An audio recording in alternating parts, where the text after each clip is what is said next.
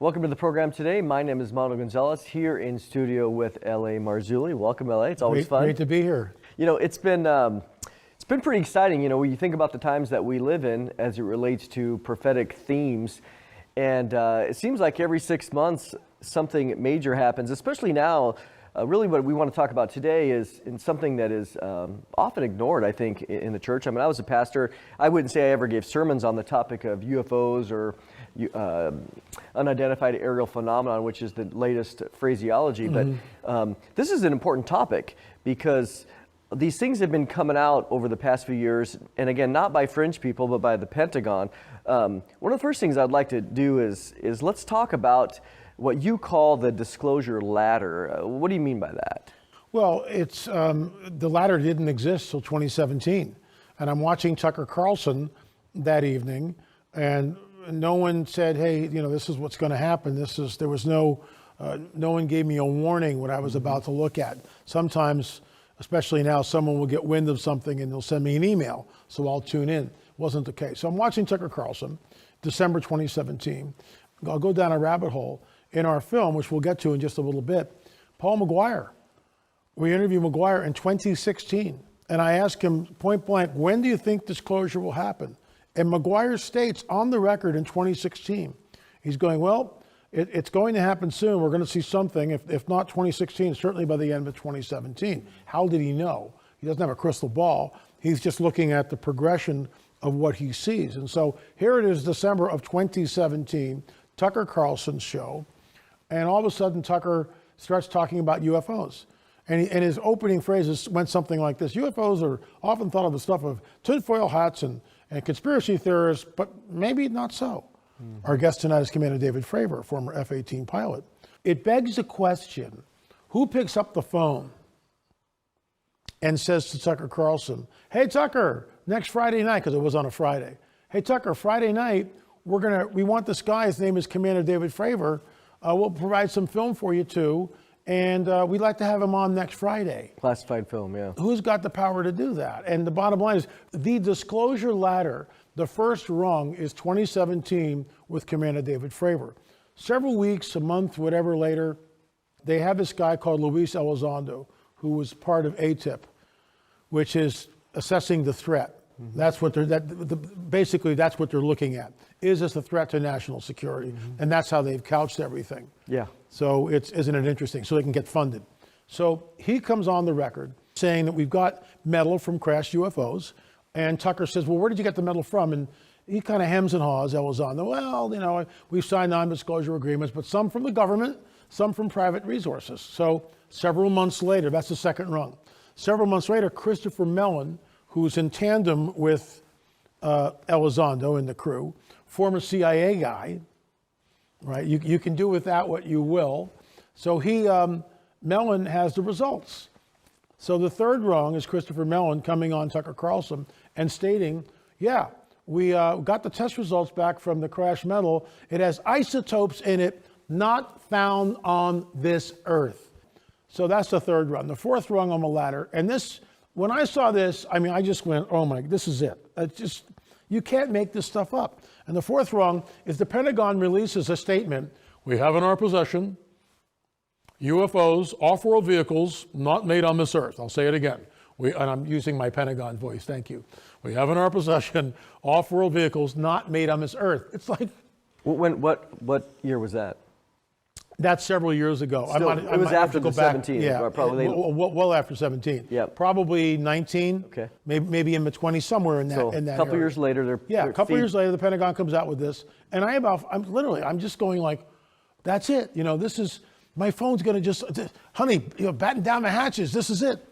Dead in the water. Dead in the water. No one's inviting me to their church to speak. You know, book sales are not burgeoning. Nothing like that is happening. It's like the ambivalence is just mind-boggling. Nobody cares. Well, I think that, you know, some people don't. I think others are just confused. It's over their head. Maybe they've never considered it before. And so they're not confident enough. That's what I saw in the church a lot, was people weren't confident enough or bold enough to go out and say it, because it was typically thought of as being fringe, taboo. Yeah. Or But now it's not fringe anymore. Yeah, I mean, I think it's mainstream. Let's kind of reiterate. Let me do the fifth and sixth ladder. Yeah, Can I do that real quick? Go ahead. So the fifth ladder is when I'm from the government. I'm here to help. So the fifth rung is when the government releases the report last June, and just to give you an idea, our government released a 1,000-page report on bovine flatulence affecting the climate. Thank you. Mm-hmm. So it's 1,000 pages roughly. Bovine flatulence. UFO report, 9 pages. Right? Mm-hmm. It's just unbelievable. Yep. But the bottom line is this, for all the smoke and mirrors and the lack of what they could have come out and stated, and they know exactly who we're dealing with, in my opinion. They know exactly who this is. That's a 3-hour conversation. But the fifth rung on the ladder is they stated, well, let's say out of 143 cases, we can only disprove 1. So we have 142 cases, or whatever the number is, right around that, where we have no idea what these things are. They know. Now, let me ask you something, hypothetical, that they tell us, the Pentagon says we have vehicles, off-world vehicles not made on this earth. And then over here, they release this goofy report saying, we don't know what this is. Come on, which is it, guys? Yeah. If you've got off-world vehicles not made on this earth, then you know exactly where the stuff is coming from and who is piloting the things and who's making the hubcaps, as Gary Stearman would say. The sixth rung, which is why I'm here, because now you're in my wheelhouse and I've been banging this drum and researching it for decades, over 30 years, for decades. And what's absolutely mind-blowing about this is last week, the FOIA information was released. And in that batch of documents was a statement saying that women are becoming pregnant when they've been abducted by UFOs. Now, I might make this up. I wrote about that in 1999 in my first book, Nephilim, where this woman was abducted. She was impregnated. And what people don't, LA, this is mind-boggling, and what does this have to do with us? Because the Bible tells us it'll be like the days of Noah when the Son of Man returns. That's the sixth rung on the ladder, in my opinion, where we are. And that is directly in my wheelhouse, because it'll be like the days of Noah when the Son of Man returns. And they will mingle, Daniel, they will mingle their seed with the seed of men, but they will not cleave to them. This is it. I mean, and the fact that it's there in their documents is screaming. So time to wake up out there, folks. Pay attention. Yeah. So before the break, LA, we were, again, talking about just the way that the chronology, and I want to reiterate some of these things because, and I want to get LA's opinion on it, but when we think about the chronology of the idea of it being taboo, we go back to 2017, and when that information came out about the videos and the Navy officers, these pilots, the Sun Online, they're an online digital magazine, but they put in a FOIA request, and so the chronology here is important. They put in this FOIA request because they had heard about this program, this ATIP program, and they were like, well, hey, we want to get information because the ATIP program, it ran between 2007 and 12, but it took some time for Elizondo to come out with it. But then when they put in their report, or this request, it took 5 years. And then just last week, the later Recently, parts of March, the 1,500 pages of documentation. And I'll just read a couple things here. This report that they released was titled "The Anomalous Acute and Subacute Field Effects on Human and Biological Tissues," and it was investigating those that had claimed to have some interaction through either sight or other more intense with unidentified aerial phenomenon. And they talked about electromagnetic radiation connected to the propulsion systems. And it was, here I just want to read a quote from it. These are the symptoms: burns, heart problems, sleep disturbances, and even bizarre occurrences such as apparent abduction and unaccounted for pregnancy. So this is what you had made reference to. So as we get this report back, it's 1,500 pages, you can find it online, but as a Christian, this is why we're discussing this. I mean, we should not apologize for getting into what previously was known as being taboo topics, because this is out there in the world, and it is right for the world, or friends, relatives, etc., to look to Christians and say, hey, what would be a biblical response or a biblical understanding? Do we have all the answers? No. But what is the biblical response to some of this? You talked about writing it. Let's go back to kind of the beginning. Well, when you go to Genesis 3:15, and I learned this from elder brother Gary Stearman, hats off to Gary. I'll never forget when he lectured on it at the Nephilim Mounds Conference in Ohio, and that's years ago. When you go to Genesis 3:15, if we don't come to an understanding of Genesis 3:15, we have no idea of the rest of the biblical prophetic narrative, in my opinion. So you've got this little situation happening in the garden. Where you've got Adam and Eve on one side, you got the dragon over here, and you got the pre-incarnate Christ. There's your theophany. And Jesus mentions to the dragon, your seed, your offspring, will be at enmity, at war with the offspring of the woman. He, the proto-evangelium, he will eventually come from the seed of the woman, who will crush your head. You'll bruise his heel. Well, if we don't come to an understanding of what this is, then when we get to the Tower of Babel, we're clueless. When we get to I should go back for it. When we get to the flood of Noah, we are totally clueless. When we get to Babel with Nimrod, who becomes Geborim, what does that mean? When we get to the destruction of Sodom and Gomorrah, we sit there and scratch our heads. The 5 kings with Abraham deals with. Finally, the conquest of Canaan. When the Nephilim tribes are in the land, that's genocide, coming from a loving, holy God. Go out and kill them all, burn them all. Either he's a genocidal, maniacal, crazed God, or he's a loving God. And what we're looking at in the Promised Land are the Nephilim, the seed of the dragon. I'm not making this up. It's right there. Numbers 13:33. Well, there it is. Yep.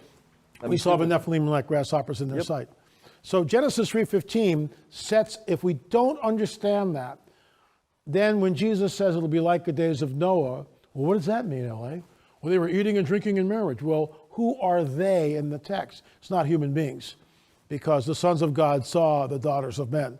This is really deep stuff, and I get that. Unless we come to an idea of who the sons of God are, there's only 2 possibilities: the godly line of Seth, but that's not what the text says. And it's B'nai Elohim, which always refers to the angelic host. And then when you read pseudepigraphical books like the Book of Enoch, which we can appreciate its historicity, we realize that passage mirrors the Genesis 6 account in our Bibles almost exactly, but it amplifies it and tells us exactly what's going on. That angel that comes down, those 200 watcher angels in the days of Jared on Mount Hermon, that's where all the mischief starts. That's Nephilim Central. They took wives. It's plural. It's unbelievable. So now you jump from that into this. Their seed will mingle with the seed of men, Daniel, but they will not cleave to them. Who are they? That's the fallen angelic host. Yeah. Cleave is the word that we get back in Genesis. A man will leave his father and mother and cleave to his wife. It's a marriage contract. There is no marriage contract. In the modern day UFO abduction phenomena, and you can say, well, LA, that's conspiracy theorists. No, it's not. Our government just released it. Women are getting pregnant. Ovum is taken from the women, sperm is taken from the men. Sometimes the women are impregnated. We interviewed a woman a couple of weeks ago in Dallas who had been abducted when she was 7 years old, okay? She had 3 pregnancies. And again, she came on the record for the first time telling me on camera and it's gut-wrenching, it's emotional, it is visceral. She was impregnated 3 times by these entities, and they came and took the child every single time. Years later, her abduction stopped. She gave her life to the Lord, and that's why her abduction stopped. She was remarried, never could get pregnant with her first husband, but she was impregnated by these entities 3 times during that period of time.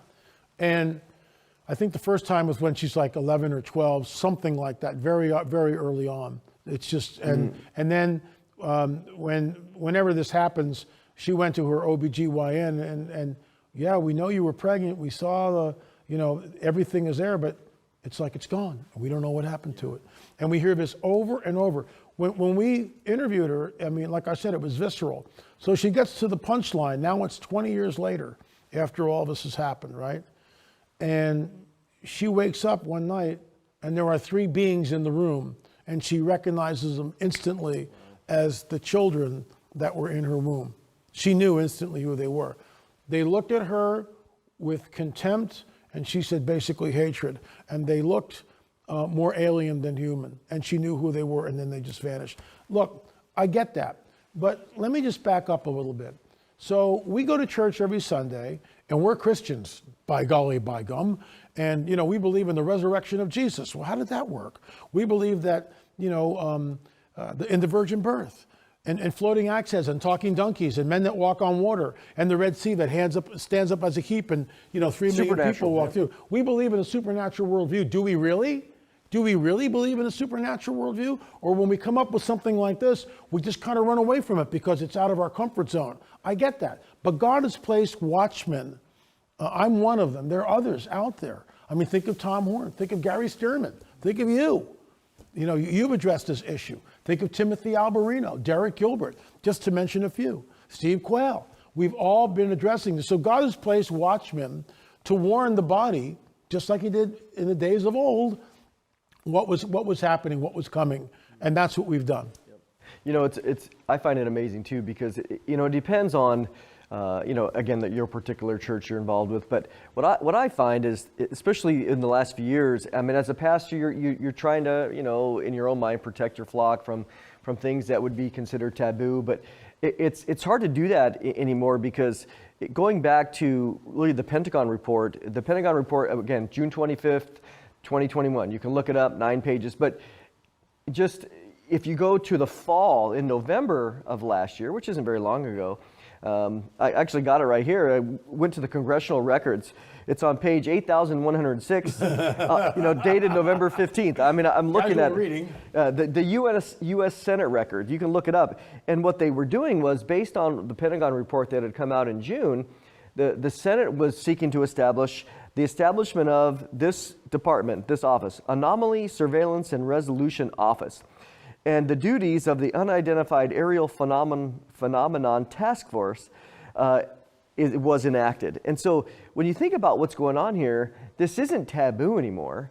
I mean, you can go right into seeing what Congress is doing in response to the Pentagon report. They're creating task force to watch these UAPs. But so, I mean, if you're a pastor watching this, or you're just maybe a Bible study leader, it's important for you to not shy away from these topics, because again, as Christians, 1 Peter 3:15, we are called to always have an answer.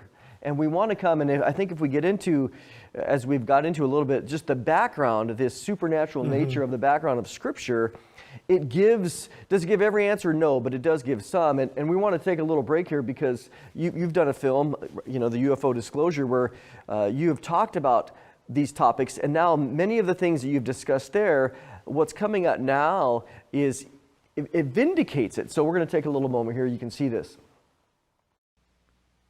There is a dark side to our world, a world heavily influenced by a rebellious fallen angel named Lucifer.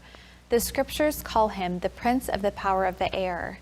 Our guest today, L.A. Marzulli, is an expert on Lucifer and UFOs. He's been writing on the UFO phenomenon and investigating the hybrid Nephilim giants of Genesis 6 for the last 10 years. There's a day coming when believers in Jesus will be caught up to heaven in the rapture. How will the world explain this massive disappearance? Many have suggested that a UFO appearance could be one possibility. The Bible says that humanity will believe the lie. Is a UFO appearance explaining the rapture the lie the Bible speaks of? Perhaps, as L.A. likes to say, when we go up, they show up. Look, this is the coming great deception. And what people need to understand, if you're a pastor and you're watching this, you need to arm your congregation now.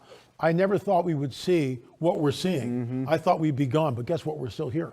So the question is, how much will we see before we get taken up? And no one knows. We don't know, but we're seeing it. We're watching it. All I can tell you is this, that if they show up, when full disclosure happens, the entire planet will change. Everything you and I know will just do this. Everything will shift. Everything, life as we know it changed. You think COVID changed everything? Wait till this thing happens, because everything will change on a dime.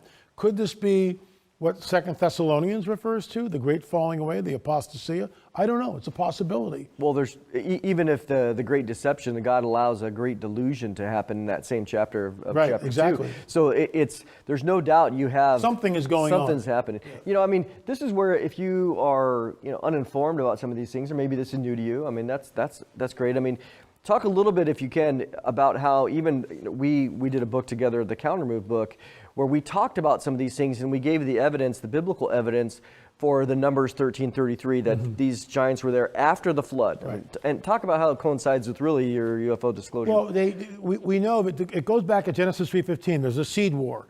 And that's why that's so important to understand. Until we resolve that and we understand what Jesus is saying, the seed of a dragon will be at war and enmity with the seed of the woman. The Messiah is going to come and crush the dragon's head. But, the dragon knows that, which is why we get that eruption 3 chapters later in Genesis 6. Boom. Only 8 people. So the Lord allows it to just go full tilt, as it were, until he decides to pull the plug on it, or actually pull the trigger on it, rather. And then the flood happens, and it washes them all away. What we need to understand is that was one, and it says, well, how did the giants return after the flood? Well, it's a suicide mission. That's the essence of Countermove, is the understanding that the 200 watcher angels that descend on Mount Hermon in the days of Jared, it's a suicide mission. They know exactly they're going to pay a penalty. Those are the angels that when Jesus dies on the cross, he goes down to the lower parts of the earth, Tartarus, and goes, no more jailbreak. You guys aren't getting out. I got the keys right here. Checkmate, I win. But and everything stops at that point. And then the dragon rethinks his deal. And so now there is no marriage, which ties back into the prophecy of Daniel, which is mind-blowing. That's written thousands of years before the modern day abduction phenomena. There is no marriage contract. The women are taken, they are impregnated, usually towards the 3rd month, they are re-abducted. And I mean, oftentimes they wake up and there's kind of blood everywhere, and they realize that the baby is lost, but they have no recollection of it. And then they go to the OBGYN, and they're embarrassed and ashamed, and they don't talk to anybody about it. Yeah, I mean, it's hidden away. And I think as the church, the church is supposed to be a place that is a safe place where people can come and share and not be fearful of talking about taboo things, or even to discuss where these comments or these things that, hey, I've been abducted. I mean, as a pastor, would somebody in your congregation be scared to tell you about it? Would they think that they would be ridiculed? We got about a minute left here. I mean, let's kind of wrap it up in the sense of where we see things going. Well, I mean, the powers that be are rolling out disclosure. This is the coming great deception. This is the Luciferian endgame. I can't stress this enough. And the fact that we're talking about, what was it, 2 weeks ago, whenever they're talking about women becoming pregnant who have been taken by UFOs, that's my wheelhouse. It's one thing to get up here and talk about it. It's another thing to be writing about it and warning about it for decades, literally, and then having it happen. Folks, it is happening. Yeah. It is happening. And we're here to tell you, if you're a pastor, it's time to warn your congregation.